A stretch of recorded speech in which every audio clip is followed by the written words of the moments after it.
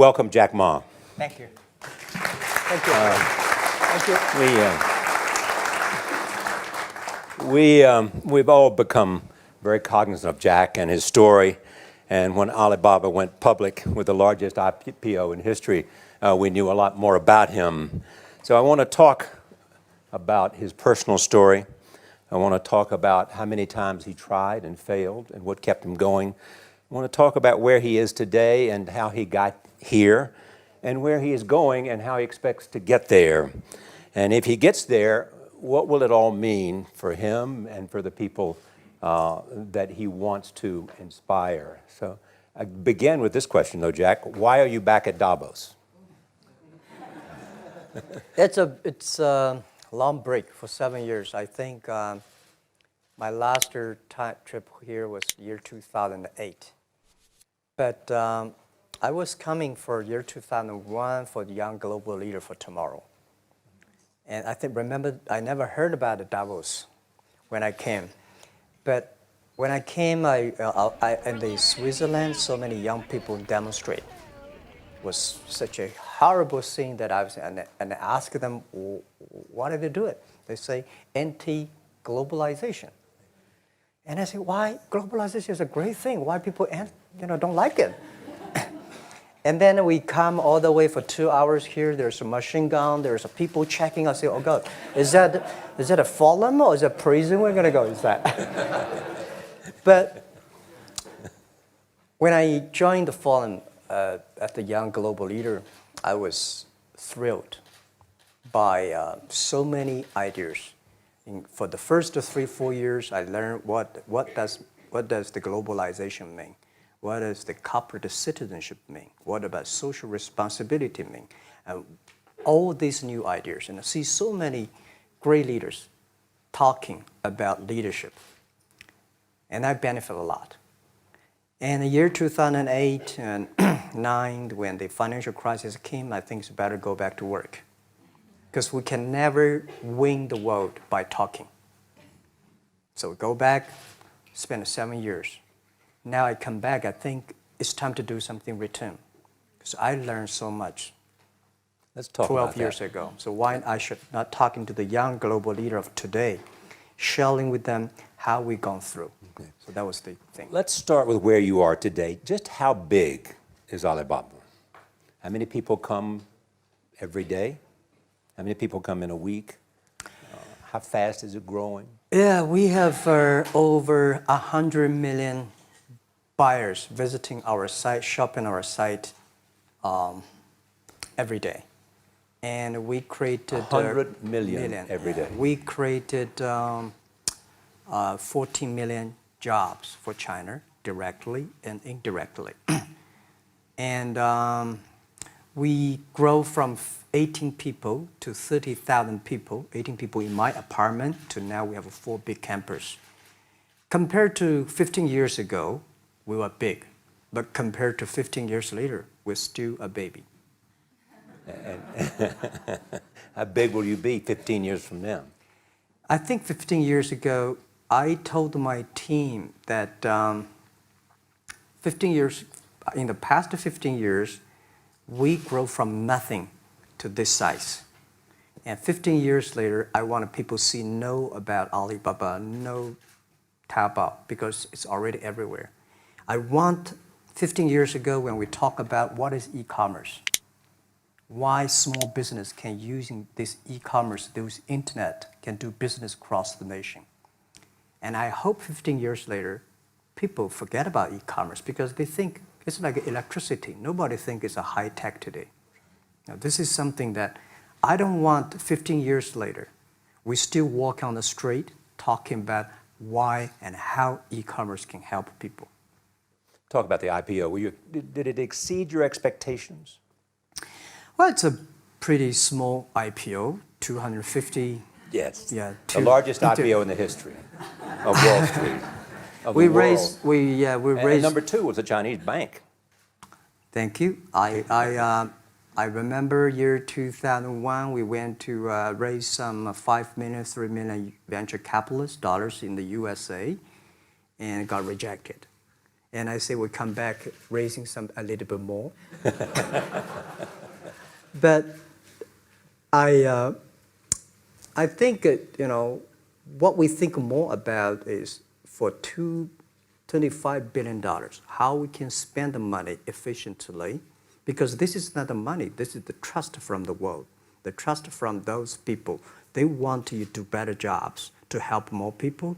They want to have a good return. So I think gives me more pressure, because when our market cap is bigger than IBM, for a certain day we're bigger than Walmart. We're one of the top 10, 15 largest market cap company in the world. I told my team and myself, is that true? We're not that good. Because years ago, people say, Alibaba model is terrible. Does not make money, have this and that, all the big bad things, because Amazon is better, eBay is better, Google is better, and there's no such model like Alibaba in the USA. So I told myself and people, we were better than people thought.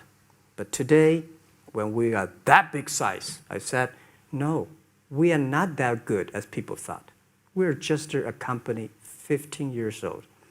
Average age is 27, 28 years old, young people. We're doing something that human beings have never tried. So I want to talk about the future. Let me take you back to when you were born in Hangzhou, where the headquarters still are. Yep. And your campus is there. You don't have a loot, don't move your loot. Your headquarters roots are there. Yeah, you found it there, loot there. You grew up in the 60s.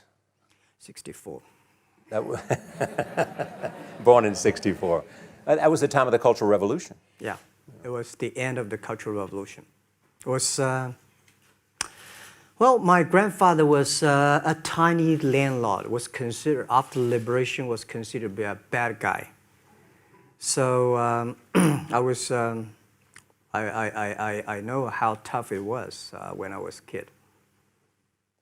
You tried to get into 3 colleges. Mm-hmm. Each time they rejected you. No, I tried. There is an examination that young people, if you want to go university, you have to take the examinations. So I failed 3 times. Right. But a lot of fail. I failed for funny things that I failed a key primary school test for 2 times. And I failed 3 times for the middle schools. And you will never believe in Hangzhou, my city, there's only 1 middle school that lasts only 1 year. It was changed from primary school to middle school because our graduates of our school, no middle school accept us because we were too bad. Yeah. They would become a middle school. What effect did it have, though, being rejected? Well, I think we have to get used to it. We're not that good. Even today, we still have a lot of people reject us. I think when I graduated from universities, and before I, for 3 years, I tried to fill in the universities. So I applied jobs for 30 times, got rejected. I went for a police. They said, no, you're not good. I went to even the KFC. When KFC came to China, come to my city, 24 people went for the job. 23 people were accepted. I was the only one guy. And we went for police. 5 people, 4 of them accepted. I was the only guy that I received it. So to me, being turned down, rejected. Oh, by the way, I told you that I applied for Harvard for 10 times, rejected. I know I'll be rejected. I just don't want to say that. Yeah, sorry now. 10 times you wrote them and said, I'd like to come to Harvard. Yeah. And then I told myself, someday I should go teach there, baby. I think that can be arranged. Richard Nixon came to Hangzhou. Yeah. And after that, tourists flooded the place. Yeah. And that's how you learned English. Yeah. I really like I don't know why, at 12, 13 years old, that time I suddenly fell in love into the language, the English. And there's no place you can learn English at that time. There's no books, English books. So I went to the Hangzhou Hotel, now called Hangzhou Shangri-La Hotel, because that was the hotel can receive the foreign visitors. So every morning for 9 years, I showed them around as a free guide, and they taught me English. And I think that changed me. Today, I'm a 100% made in China. I've never got a one-day train outside China. Yeah. And when people talk to me, say, Jack, how can you speak English like that? Why sometimes you talk like an Western guys? I think that was the 9 years. These Western tourists opened my mind because everything they told me are so different from the things I learned from the schools and from my parents. So now I have a habit. Whatever I see, whatever I read, I use my mind. Think about for 2 minutes. Is that how Ma Jun became Jack Ma? Actually, Jack, the name was given by a lady in tennis. She's a tourist. She came here and she said, came to Hangzhou. We become a pen friends. Ma Ring is so difficult to pronounce. So she said, do you have an English name? I said, don't. So can you give me an English name? She said, okay. She said, my father called it Jack. My husband called Jack. What do you think about Jack? I said, good. So I've been using that for that many years. Yeah. First visit to America, 1995? 1995, yeah.